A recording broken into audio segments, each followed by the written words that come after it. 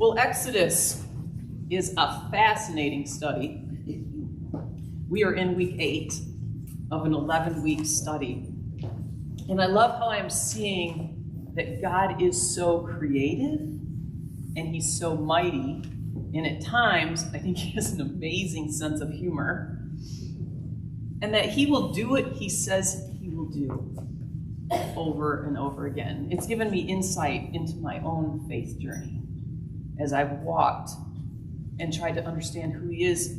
And story is told of a young boy who leaves kids ministry all excited, finds his mom after church, grabs her hand, they go into the car, and his mom turns to him and says, "So what'd you learn in kids ministry today?" And he said, "Oh, this was so great, Mom. They had the story of Moses, and he led all these people out of this big place, and he leads them into the desert, and they get all the way up against the sea, and they had nothing else to do, and the guys that they left all of a sudden came with this huge army, and they were bearing down on them, and they were coming in close, and they didn't know what to do, and then all of a sudden these F-14 fighter pilots came in and started shooting all of these Egyptians, and then these amphibious tanks came in and started barricading things and taking the rest of them out while hundreds of helicopters went over the sea and blew the sea back so the Israelites could walk over. It was just incredible."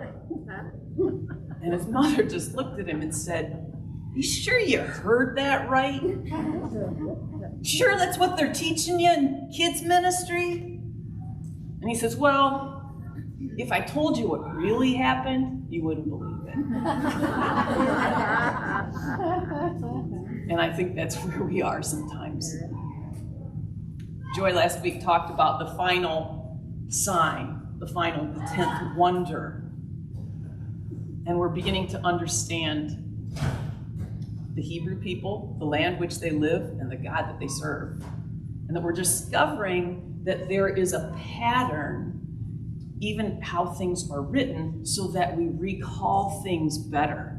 You may remember the chiasmus and what that is describing and how it talked about the plague of the firstborn, the memorial of unleavened bread, Passover instructions, and it all culminates with the 10th and final plague in the Exodus. And then Moses again reiterates it and talks about more Passover instructions, again the memorial of unleavened bread, and this time instead of plague on the firstborn, it's the redemption and redeeming of the firstborn. And Moses is writing. We need to understand that Moses is writing this at a time where he already knows he's not going in. When he's writing this is beyond Sinai Mountain that he's writing. This is now while they're wandering, when he's writing this. We lose that because we're reading it thinking that we're reading in present tense.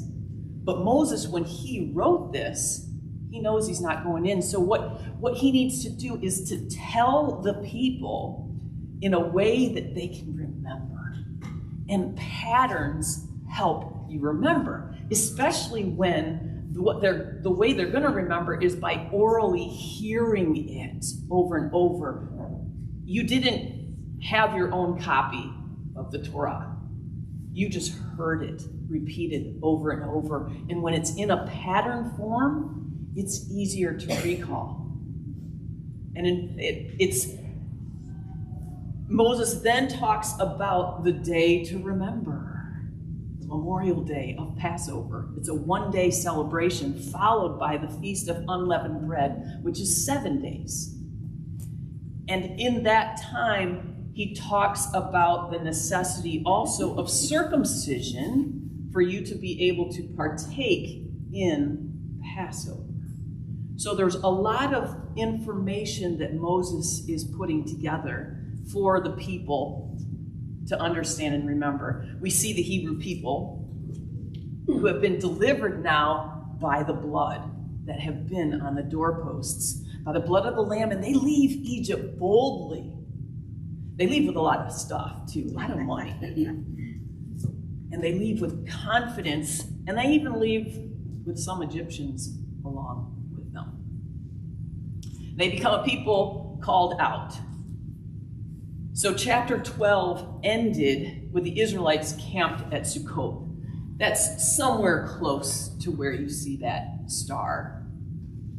But they have no idea where they're headed. All they know is they came out of Egypt, which was the bread basket of the world, plush green. Everything could grow there. Yes, they were in slavery, but they probably never left Goshen for 430 years. And they are heading out, and the direction they are going is not down south following the Nile. They're heading into the wilderness. We can't even begin. This is such a unique setting because when you're in the land, it is a demarcation of green and brown. It isn't it kind of fades and gets to be brown. It is green here and brown there, and you can put a foot in each one. It is so, they had to know, we're walking this direction. But they have no idea where they're headed.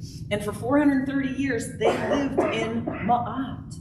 They lived in the shalom of the Egyptians, the cartouche, where it was not chaotic. They knew what they had. They knew it was slavery, but it was very cut and dry. You knew what to expect. And now they are headed into an untamed, unpredictable wilderness. And I would venture to bet as they are heading off, and God decides to lead them now, but God, he leads them with a pillar of cloud by day, and a pillar of fire by night. I tried to picture in my own head what that might have looked like, and tried to feel what it must have been like to follow something that was probably not this high. It was probably massive.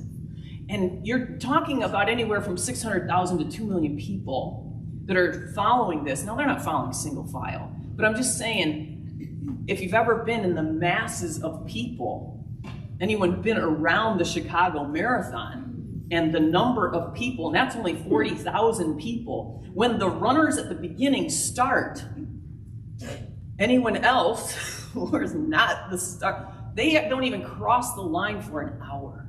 You try to get 2 million people all going in the same direction, and the people who go at the start, they may leave in the morning. The people at the back might be picking up and packing out camp in the evening. And when the morning people actually stop for the day, the people in the back are still going. It's just such a big group of people that it would take hours upon hours just to get the whole group going in one direction. But the advantage to the pillar of cloud and the pillar of fire is the fire then allows them to actually travel by night. Because if in that area it's so hot, and when you physically are exerting yourself in the middle of the day in the heat of high noon, it's really oppressive. But having a pillar of fire would allow them to travel by night. And you understand fire, even in the Abrahamic covenant, God walked through between the animals that were split with a smoking fire pot and a torch with fire. Jesus, when he's sitting in Tabgha and he's building a fire, it's the presence of the Lord. Isaiah, when the coals touch his lips, the fire represents the presence of the Lord, and we're seeing him in this place. As the story progresses, what I like here is Moses is apparently finding his voice. If we look at Exodus 13, verse 3, it says, "Then Moses said to the people," so now Moses is the one talking. It's no longer Aaron. And he says, "Remember this day in which you came out from Egypt, out of the house of slavery, for by a strong hand the Lord brought you out from this place." We didn't bring you out. The Lord brought you out. "No leavened bread shall be eaten. Today in the month of Abib," which is the Hebrew month Nisan today, "you are going out. And when the Lord brings you into the land of the Canaanites, the Hittites, the Amorites, the Hivites, and the Jebusites, which he swore to your fathers to give you, a land flowing with milk and honey, you shall keep this service in this month." 7 days you shall eat unleavened bread, and on the seventh day there shall be a feast to the Lord. And you shall tell your son on that day, it's because of what the Lord did for me when I came out of Egypt. And it shall be to you as a sign on your hand and as a memorial between your eyes, that the law of the Lord may be in your mouth. For with a strong hand the Lord has brought you out of Egypt. It shall be a sign to you, a sign on your hand, a sign on your head, between your eyes, a sign that comes out of your mouth. It's a what you do, your hands, what you think, your head, what you're saying, your mouth. And you shall therefore keep the statute at its appointed time from year to year. Many Jews today still have the word of the law on their hand, between their eyes, on their head, and when they're reading the text, they never read it to themselves. They read it out loud. They read the text and it comes out their mouth.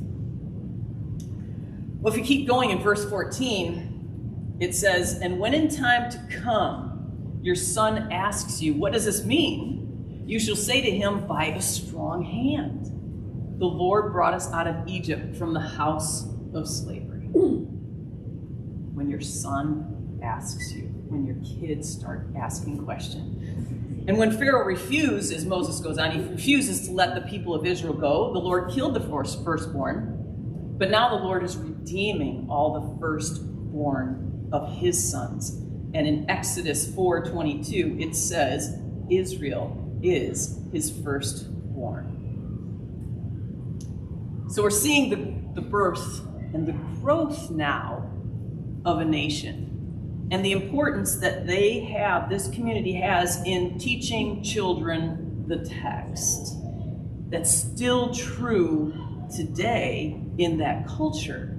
It's so important to memorize it. You know, I, as a teacher, a high school teacher with a little penchant for geometry, I gave homework every day. And many of you who have had children or have children, they're coming back with homework, whether you're homeschooled or whatever. They have time that they are spending on their homework. And I always felt mine was the most important. But I know that as we are assigning this work, we have to look as parents and just say, and how much time are they getting to spend in the text?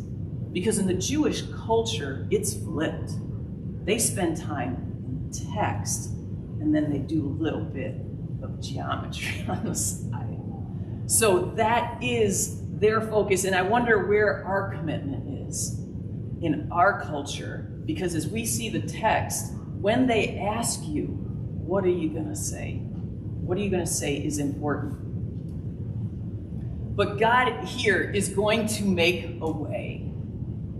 I can't imagine that as the Hebrew people were walking out of Egypt and they see this wilderness, that they thought, okay, I know you're going to make a way for us, and I know we're following you, but seriously, there? Not there. Not there. Take us down the Nile. Pretty nice down the Nile. You can even take Nile cruises down the Nile. Let's go with that. No. He heads to the wilderness, and that's where he's leading them. And I have to wonder and question myself, will we follow him when what we see doesn't make sense? It doesn't make sense that all these people should go in that direction.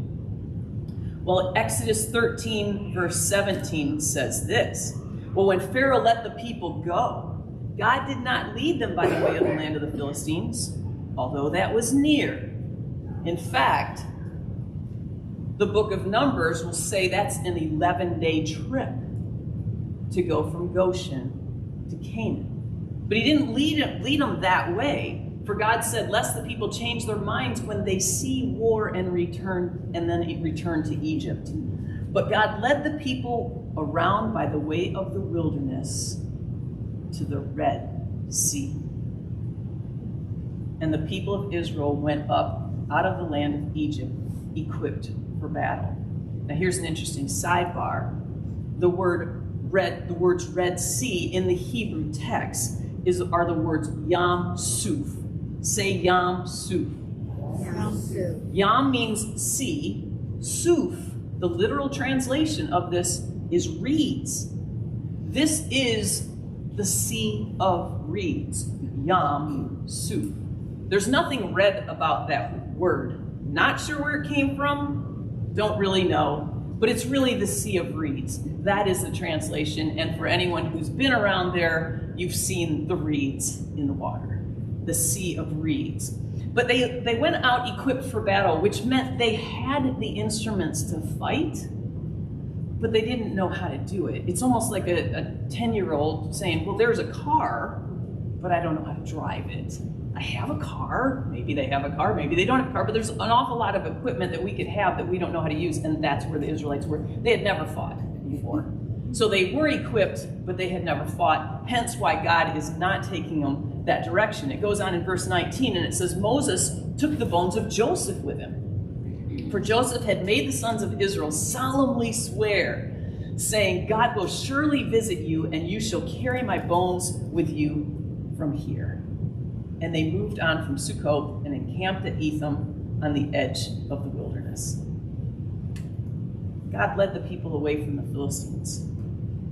He led them away from war that they were not ready to face. I love that Joseph, years prior, knew this day was coming. And he says, take me with you when you go, because you're going to go.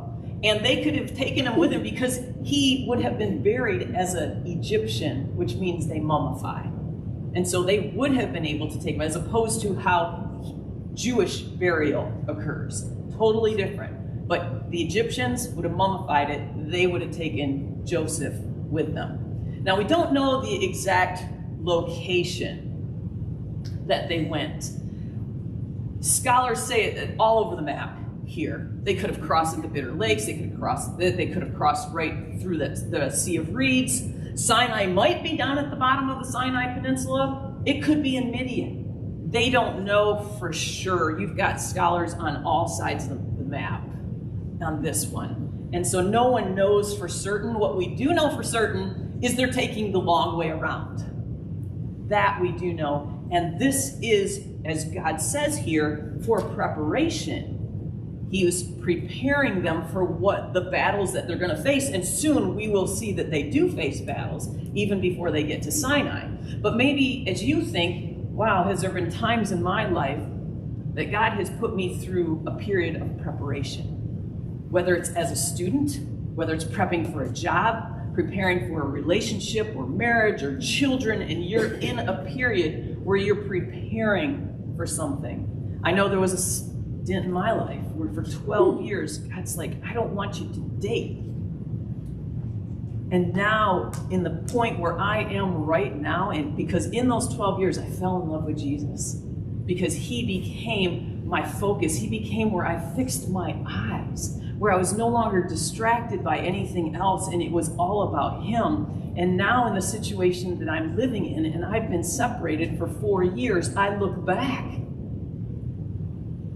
those 12, and I understand who God is in this place, who he is to me in this place, and I can rest in that because he prepared me for something I didn't know was coming. But what's really fun here is a crazy thing happens in chapter 14, verses 1, starting with verse 1. And it says, then the Lord said to Moses, tell the people of Israel to turn back. Seriously? Turn back and encamp in front of Pi-hahiroth, between Migdol and the sea, in front of Baal-zephon. You shall encamp facing it by the sea. It says, you are going this one direction, turn around. I want you to turn back. For Pharaoh will say of the people of Israel, they're wandering in the land. The wilderness has shut them in. And I will harden Pharaoh's heart, and he will pursue them, and I'll get glory over Pharaoh and all his hosts. And the Egyptians shall know, they shall yada, that I am the Lord. And they did so. So the Lord is telling Moses to take the people and turn back. But it's a setup. I had a number of college basketball friends who went to Hawaii. They went for a week, and they came across these guys playing pickup basketball on a court. And they stepped up to them and they said, "Hey, can we have next? Can we have the next game?" And they're like a little hesitant. They go, "Okay." So they're getting ready to play, and they go down to the other end of the court, and they're warming up, and they're doing layups and shots, but they're bricking everything. They're missing everything on purpose. And they're looking terrible, and the guys look down and go, "Oh, this should be a cakewalk." They started playing, and they got schooled. The basketball player, the women had set them up. And this is what God is doing here. He's setting up Pharaoh. And Pharaoh hears, and the army comes in pursuit. He sends chariots, horses, soldiers. This is not just the 600 chariots that it talks about in the text. These are thousands of soldiers. This is the Egyptian army that's going after the people. And as we continue to read in chapter 14, verse 10, it says, "When Pharaoh drew near, the people of Israel lifted up their eyes, and behold, the Egyptians were marching after them, and they feared greatly." That has to be a huge understatement of what they felt. They just turned around, they're pinned up against the water, and they see the Egyptians coming. And the people of Israel cried out to the Lord, and they said to Moses, "Is it because there are no graves in Egypt that you've taken us away to die in the wilderness?" Do we understand the sarcasm in that? You know how many graves are in Egypt? Every pyramid is a grave. What have you done to us in bringing us out of Egypt? So the people here are crying out to the Lord, saying, "Look what Moses did." This can't be the plan. And their awe that they had when they left Egypt after the 10 signs and wonders has now turned to abject fear. And you know, no matter what you believe or what you say you believe, when reality slaps you in the face, you feel it. They had to feel it. And I'm not knocking that they felt that. No matter what you believe, when you all of a sudden are experiencing the unexpected, it hurts. The Israelites were pinned. They were freaking out. They were having a meltdown. The baby has been born, and now it's been slapped, and it's crying. I know that feeling. Just last week, I had my own meltdown. We're not understanding this. It doesn't make sense. But even when we don't see it, he's working. Even when we don't feel it, he's working. And God was at work. And as with everything else, we need to remember the why. The why behind this. And God says, that they may know that I am the Lord. This is the why. Could this be what needs to be our why as well? That they may know that I am the Lord, even with what we're going through. I love Moses' confidence that has obviously built, that he no longer needs Aaron. And in Exodus 14, verse 13, it says, "And Moses said to the people, 'Fear not, stand firm, and see the salvation of the Lord, which he will work for you today. For the Egyptians whom you see today, you shall never see again. The Lord will fight for you, and you have only to be silent.'" I love this. It's like, I want this. "And the Egyptians shall know that I am the Lord, when I have gotten glory over Pharaoh his chariots, and his horsemen. Fear not. Moses knew. Moses knew. What is it that we know?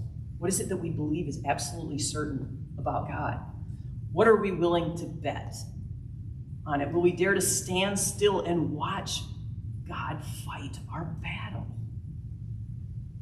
Now, the Israelites, they may not be fighting right now. They're just infants. They've just been slapped.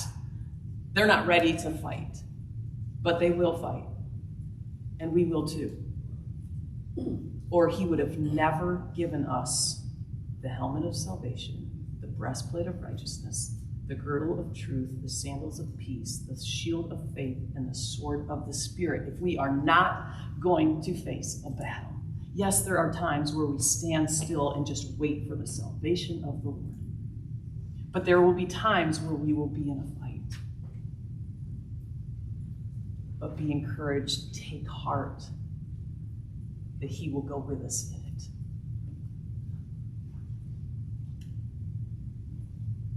Through the night, now, God is working. They're pinned up against the water. The Egyptians are nearing them, and God is not sleeping during the night. And I would have to venture to bet they probably aren't either. And as he is working, it says a strong east wind came through and blew the sea. And it said the word there for in the Hebrew is ruach. Say ruach. Ruach. The same word for wind is the same word used in Genesis for the Spirit hovering over the waters. So a strong east Spirit of the living God is blowing back the water. And in the morning, the pillar of cloud moves between the Egyptian army and the Israelites. And God's people go forward into the Sea of Reeds. And what I love about this is it says they go on dry ground. Not even their feet get wet. It is dry. This is how good our God is. But the Egyptians follow, and God brings the water down. And on the other side of the sea, the Israelites see the dead Egyptians floating up to the shore. And they realize that they have seen the work of God's strong, mighty hand. And at this point, the cord has been cut. There is no going back for the people of Israel. And I also believe at this point, heaven wept for the Egyptians.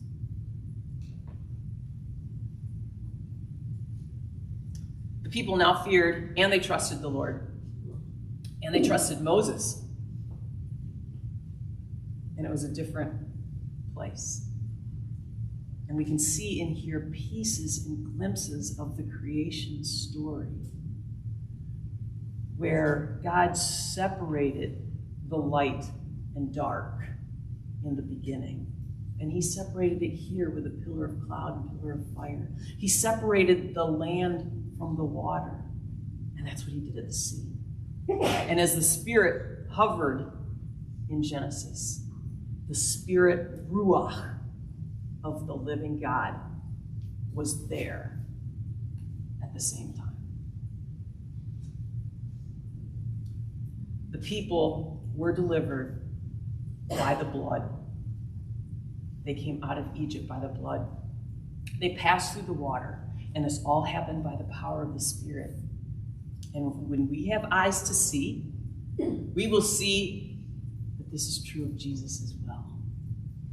Because he came out of the water in his baptism. And at that moment, the Spirit, as a dove, descended on him. And then later in his life, he shed his blood on the cross. The water, the Spirit, and the blood. In 1 John 5:6, it says, "This is he who came by the water and blood, Jesus Christ.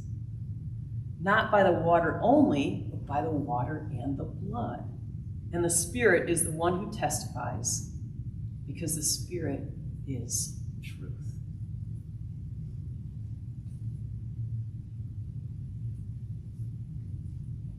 As we come to the end of today's story, there is a party with singing. I know that when they left Egypt, I'm sure they had to pack light. I mean, sandals were ready. Remember the Passover meal? They were eating quickly. They had everything packed so that at the moment's notice, off they went. And so they probably didn't carry everything they owned. I love that Miriam, who had seen her brother Moses escaped death by water 2 times now, packs a tambourine. Of all the things you could have packed, she's packing an instrument of worship. I love that. It's almost like within this, she knew. She knew that she was going to need that. She knew there would be a time to worship. And just like Noah and Joshua and Jonah and Peter and Jesus, the Israelites now stepped into a new anointing through water. And there's a celebration. Exodus 15, verse 11 says this: "Who is like you, O Lord, among the gods? Who is like you, majestic in holiness, awesome in glorious deeds, doing wonders? You stretched out your right hand, the earth swallowed them. The peoples have heard, they tremble. Pangs have seized the inhabitants of Philistia." That's the Philistines. "Now are the chiefs of Edom dismayed. Trembling seizes the leaders of Moab. All the inhabitants of Canaan have melted away." And knowing when this is being written, they still are. You remember when Joshua leads the people across the Jordan River and what Rahab says. 40 years later, we are so scared of what we hear about your God. We tremble that there is a time for celebration of the mightiness of God. And we too are a people called out, just like the Israelites were, by the strong hand of God, to be separate, to be holy. And as you look at the story, where are you in the story? Are you a faithless Egyptian? A crying baby? Are you full of faith like a confident Moses?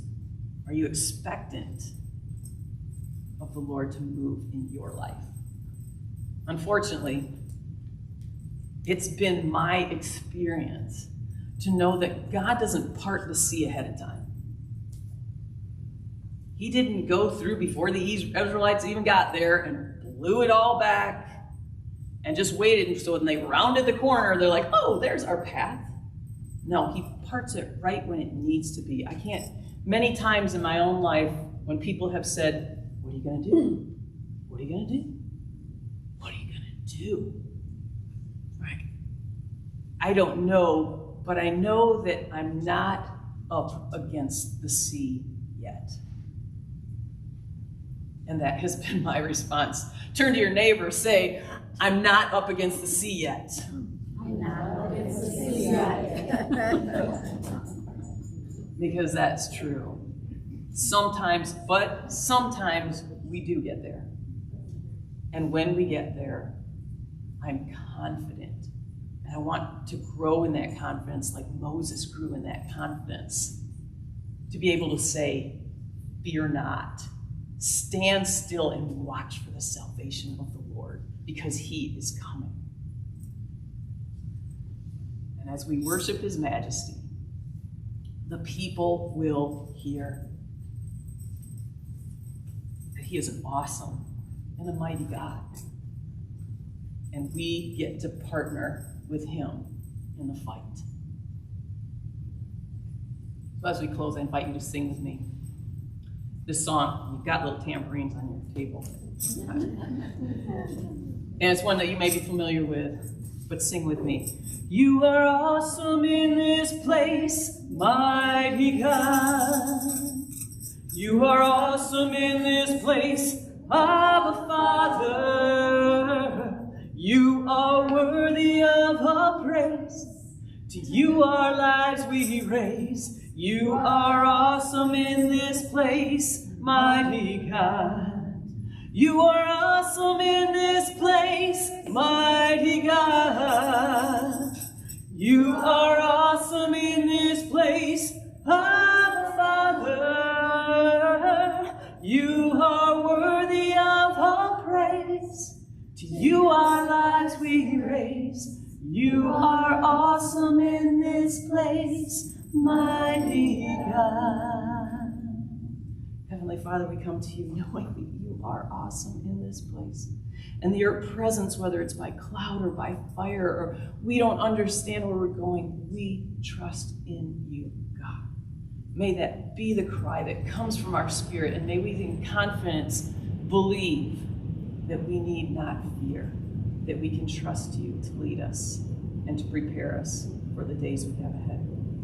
Lord, thank you for being our ever-present and mighty God. In Jesus' name, amen.